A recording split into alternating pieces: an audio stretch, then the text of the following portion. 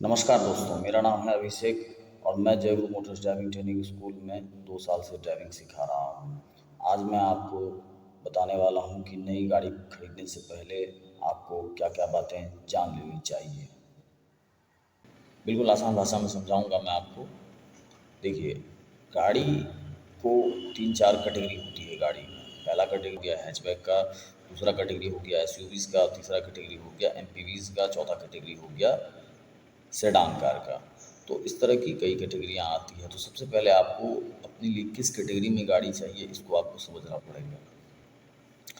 Generally क्या होता है कि कोई लोग अपने रिश्तेदारों से पूछते हैं कि भाई साहब कौन सी गाड़ी हमको अच्छी रहेगी आप बताइए, तो वो अपने हिसाब से आपको अपना एक सलाह दे देते हैं। लेकिन होता क्या है कि आप मान के चलिए उससे आपने सलाह लिया, लेकिन वो गाड़ी उसके लिए तो अच्छी है पर आपके लिए वही गाड़ी अच्छी हो ये कोई ज़रूरी नहीं है। अभी मैं आपको बिल्कुल आसान भाषा में इन चारों पांचों कैटेगरी को समझा देता हूँ क्या होता है। मैं आपको बिल्कुल आसान भाषा में इन सारी कैटेगरी के बारे में भी जानकारी आपको दे देता हूँ।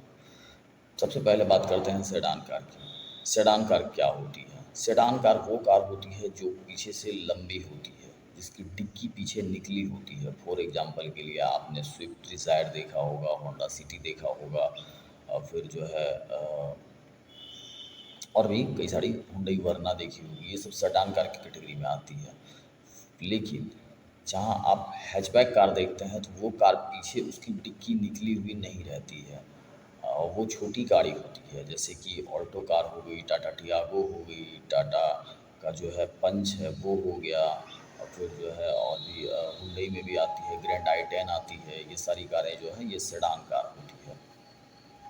फिर आपको इससे ऊपर जो एसयूवीज़ कार होती है तो उस कार की आपको कुछ कैटेगरीज़ है जैसे कि एसयूवीज़ गाड़ी मतलब ऊंची गाड़ी। एसयूवी गाड़ी मतलब ऊंची गाड़ी। जो ऊंची गाड़ी होती है उसको हम लोग एसयूवी की कैटेगरी में रखते हैं। फॉर एग्जांपल के लिए आप स्कॉर्पियो ले लीजिए, बोलेरो ले लीजिए, थार ले लीजिए या फिर फॉर्च्यूनर ले लीजिए। ये सारी गाड़ी एसयूवीज़ में हो गई। तो फिर एमपीवीज़ आती हैं। ठीक है, एमपीवीज़ हो गई। ये जो गाड़ी होती है ये आपको बीच की कैटेगरीज की गाड़ी होती है, हैचबैक और एसयूवी। उस कैटेगरी में आपको जैसे ब्रेजा, क्रेटा, है ना, वेन्यू, इस सब टाइप की गाड़ियाँ अब आपको मिलती है। हर कंपनी में लगभग इस टाइप की गाड़ियाँ बनने लग गई हैं। तो आपको सबसे पहले अपने लिए कैटेगरी डिसाइड करनी है। सबके कुछ एडवांटेज हैं, कुछ डिसएडवांटेज हैं। तो देखेंगे अगर हैचबैक कार तो उसके एडवांटेज क्या है? तो एडवांटेज ये है कि हैचबैक कार आपको सबसे पहले तो सस्ती मिलेगी। दूसरा, इस गाड़ी का मेंटेनेंस काफ़ी कम होता है बाकी सभी गाड़ियों के मुकाबले। तीसरा होता है कि ये गाड़ी जो होता है एंट्री लेवल कार होता है। अगर आपके पास पहले से कोई गाड़ी नहीं है और आप पहली बार कोई गाड़ी खरीद रहे हैं, आपको कम बजट में अच्छी गाड़ी चाहिए तो आप हैचबैक कार ले लें। इंडिया में सबसे ज़्यादा हैचबैक कार ही सेल होती है। फिर इसके बाद आता है सेडान कार। अगर आपके पास थोड़ा सा स्पेसियस कार चाहिए, आपको हैचबैक के कंपैरिजन में सेडान कार में थोड़ा सा स्पेस ज़्यादा होता है। तो आप अगर स्पेसियस कार देख रहे हैं और आपके पास बूट कैरी करने के लिए भी जगह हो, बूट मतलब सामान, आपका जो बैग है या फिर कोई और भी सामान है तो उसको आप डिक्की में रख के कहीं पे भी लेके जा सकते हैं। तो ये कार लंबी यात्रा में आरामदायक गाड़ी मानी जाती है। फिर इसके बाद आता है एसयूवीज़ कार। एसयूवीज़ कार का जो क्राइटेरिया होता है, इसका जो फ़ायदा होता है वो ये होता है कि आप एसयूवीज़ कार ही ले लीजिए और इसको आप कहीं पे भी लेके चले जाइए। ख़राब रोड है, अच्छा रोड है, गाँव में जाना है या फिर आपको कीचड़ में जाना है, बारिश पड़ गया है, चूँकि ये ऊँची होती है ज़मीन से तो ये सस्पेंशन इसका थोड़ा बेहतरीन होता है, तो ये शॉक्स वगैरह को ऑब्ज़र्व कर लेती है। लेकिन ये गाड़ी का मेंटेनेंस जो है वो थोड़ा-सा कॉस्टली पड़ता है। तो अगर आपको एसयूवीज़ का शौक है लेकिन इसमें पावर ज़्यादा मिलता है आपको एसयूवीज़ में बाकी सभी गाड़ियों के मुकाबले, आप एसयूवीज़ लेकर के कहीं लंबी यात्रा पे जा सकते हैं।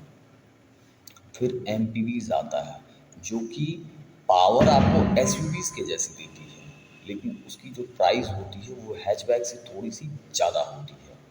तो आपको हैचबैक जो प्राइस होता है वो थोड़ा कम होता है और एसयूवीज़ का जो प्राइस होता है वो हाई होता है।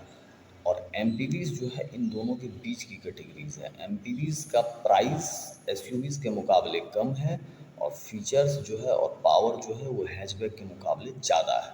तो इसलिए अब बहुत सारे लोगों को आपने देखा होगा एमपीवीज़ परचेज़ करते हुए।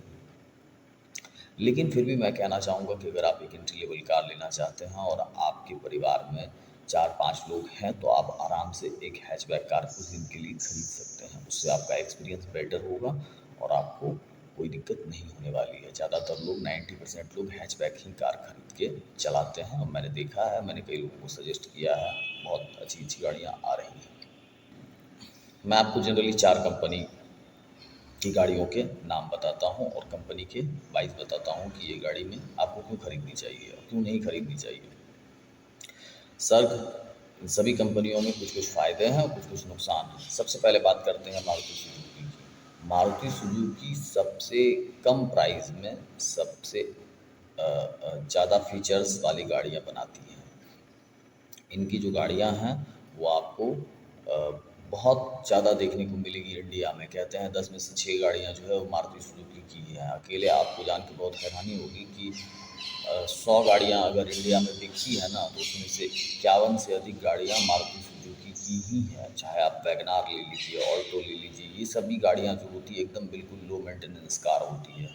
आपको पता नहीं चलेगा कि आपने बहुत बड़ी गाड़ी भी ले लेंगे, दूसरे कंपनी के मुकाबले इनका जो खर्चा है वो बहुत कम होता है, प्लस ये गाड़ियाँ आपको कम कीमत आती है। लेकिन इनका जो एक सबसे ज़्यादा डिसएडवांटेज है वो ये है कि इनकी बिल्ड क्वालिटी बहुत ख़राब होती है। बिल्ड क्वालिटी मतलब गाड़ी का मजबूती। ये बहुत ज़्यादा मजबूत कार नहीं होती है। किसी भी जगह आपसे छोटा-मोटा भी अगर एक्सीडेंट होता है तो उसमें गाड़ी को बहुत बड़ा नुकसान हो जाता है। लेकिन इसके पार्ट्स वगैरह बहुत सस्ते मिलते हैं, आपको ईज़िली कहीं भी रिपेयर हो जाएगा ये गाड़ी। फिर दूसरा जो आता है आपका वो है टाटा की कार। मजबूत गाड़ी चाहिए आपको, 5 स्टार रेटिंग की कार आप अगर आपको 5 स्टार रेटिंग की गाड़ी चाहिए तो आप फिर टाटा की गाड़ी ले सकते हैं। टाटा की कोई भी गाड़ी आप उठा करके देख लीजिए, वो पूरी तरह से अदर कंपनी की गाड़ी के कंपैरिजन में आपको मजबूत महसूस होगा। उसमें जब वैसे आप बैठिएगा, उसका वेट, उसका बॉडी स्ट्रक्चर, वो सब बाकी कंपनी के मुकाबले जो है वो आपको बहुत मजबूत महसूस होगा। फिर तीसरा जो है वो आता है हुंडई। हुंडई में आपको लग्ज़रियस दिखेगा। अगर आप लग्ज़रियस के शौकीन हैं तो फिर आपको हुंडई में जाना चाहिए। हुंडई थोड़ी-सी गाड़ी कॉस्टली बनाती है लेकिन वो लग्ज़रीज़ वाली फीलिंग देती है। वो बाकी दूसरी किसी कंपनी की गाड़ी में नहीं मिलेगी। जैसे आपकी हुंडई वरना हो गई, आप हुंडई की अगर सिंपल हैचबैक भी खरीद के लाते हैं तो वो भी दूसरी गाड़ी के कंपैरिजन में अच्छी होती है, लग्ज़रियस के मामले में। फिर जो चौथी गाड़ी आती है, चौथी कंपनी है, फिर जो चौथी कंपनी है उसका नाम है महिंद्रा। और महिंद्रा में अगर आपको गाड़ी एसयूवीज़ खरीदनी है तब आप महिंद्रा की एसयूवीज़ खरीदिए। चाहे आप थार ले लीजिए, चाहे आप बोलेरो ले लीजिए, चाहे आप स्कॉर्पियो ले लीजिए, इस गाड़ी का अपना ही क्रेज होता है। तो आप अब मान के चलिए आपने गाड़ी की कंपनी सेलेक्ट कर ली, फिर आपने ये भी तय कर लिया कि हमें हैचबैक चाहिए या सेडान चाहिए या एसयूवीज़ चाहिए या एमपीवीज़ चाहिए, आपने ये भी तय कर लिया। लेकिन एक और मेन बड़ा चीज़ आता है कि अब गाड़ी ऑटोमेटिक लेना चाहिए या मैनुअल लेना चाहिए। गाड़ी ऑटोमेटिक और मैनुअल दोनों ट्रांसमिशन में आती है। अभी मैं आपको दोनों समझाता हूँ बिल्कुल आसान तरीके से कि क्या होता है। ऑटोमेटिक गाड़ी उसमें कहते हैं हम लोग जिसमें कि गियर नहीं होता है, उसमें आपको क्लच नहीं होता है, वो गाड़ी ईज़ी टू ड्राइव मतलब आपको चलाने में बिल्कुल आसान है। उस गाड़ी को कोई भी चला सकता है। अगर आप एक ऐसी गाड़ी चाहते हैं कि आपके परिवार का हर मेंबर उसको चला पाए, जैसे लेडीज़ वगैरह को चलाने के लिए ऑटोमेटिक ज़्यादा बेहतर मानी जाती है। फिर जो है बुजुर्ग हैं कोई आदमी घर में तो वो भी आपका ऑटोमेटिक चला सकते हैं। लेकिन मैनुअल कार जो होता है उसको थोड़ा सा कॉम्प्लिकेटेड होता है, थोड़ा सा मुश्किल होता है ऑटोमेटिक के कंपैरिजन में। हालांकि वो भी मुश्किल नहीं होता है, अगर आप एक बार ड्राइविंग सीख जाएंगे तो फिर आपको फ़र्क नहीं पड़ेगा कि आप ऑटोमेटिक चला रहे हैं कि मैनुअल चला रहे हैं। देखिए ऑटोमेटिक गाड़ी जो होता है वो मैनुअल के कंपैरिजन में थोड़ी महंगी आती है। कोई भी वेरिएंट आप किसी भी कंपनी का उठा के देख लीजिए, वो ऑटोमेटिक जो है महंगा ही आएगा। मैनुअल गाड़ी आपको 1 लाख या 50,000 रुपया सस्ता मिल जाएगा। लेकिन ऑटोमेटिक अब महंगा क्यों मिलता है? तो ऑटोमेटिक में कुछ चीज़ है जो इसकी वजह से वो महंगा मिलता है। पहला तो वो ईजी टू ड्राइव होता है, क्योंकि उस गाड़ी में क्लच नहीं होता है, और गियर नहीं होता है। समझ लीजिए वो 2 चक्का का स्कूटी है। जैसे आपका स्कूटी जो है वो भी ऑटोमेटिक के कॉन्सेप्ट पे ही काम करता है। आपका जो अभी मार्केट में हम लोग ई-रिक्शा वगैरह देख रहे हैं, वो सारी ई-रिक्शा जो है ऑटोमेटिक के कॉन्सेप्ट पे काम करता है, और इससे पहले वाली हैं वो सारी मैनुअल में हैं, और जो भी गाड़ी बिना गियर की है उसमें आपको ऑटोमेटिक है वो। तो ऑटोमेटिक में आपको जो ई रिक्शा हो गया, आपका स्कूटी हो गया, सब ऑटोमेटिक के कॉन्सेप्ट पे काम करती है। ऑटोमेटिक को चलाना आसान होता है, इसलिए वो थोड़ी सी महंगी आती है। मैनुअल को चलाना थोड़ा सा मुश्किल है, तो नहीं कह सकते हैं। एक बार आप ड्राइविंग सीख लेने के बाद आप किसी भी गाड़ी को चलाइए, कोई फ़र्क नहीं पड़ता है। मैनुअल गाड़ी पावर ज़्यादा प्रोड्यूस करती है ऑटोमेटिक के मुकाबले। जब आप मैनुअल चलाएंगे और ऑटोमेटिक चलाएंगे तो आपको ये डिफरेंस पता चलेगी। फॉर एग्जांपल आप बाइक चलाइए और स्कूटी चलाइए, तो स्कूटी बाकी सभी चीज़ों में अच्छी हो सकती है, लेकिन पावर के मामले में फिर वो बाइक से कंपेट नहीं कर पाएगी।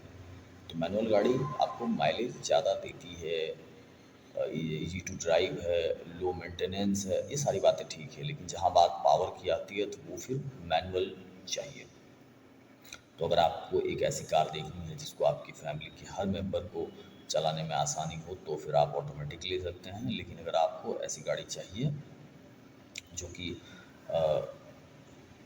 फैमिली का हर मेंबर नहीं चलाएगा, ड्राइवर चलाएगा या आप खुद चलाएंगे, या फिर बाकी लोगों को मैनुअल चलाना आता है, थोड़ा आपको उसमें पैसे का बचत हो जाता है, प्लस आपका जो गाड़ी है वो पावर ज़्यादा मिलता है आपको। तो मैं उम्मीद करता हूँ आपको मेरी वीडियो पसंद आई होगी। अगर आपको वीडियो पसंद आई है तो मेरे चैनल को सब्सक्राइब कर दीजिएगा। मैं आपको और भी बहुत सारा इन्फॉर्मेशन जो है वो आपको शेयर करता रहूँगा इसमें। धन्यवाद।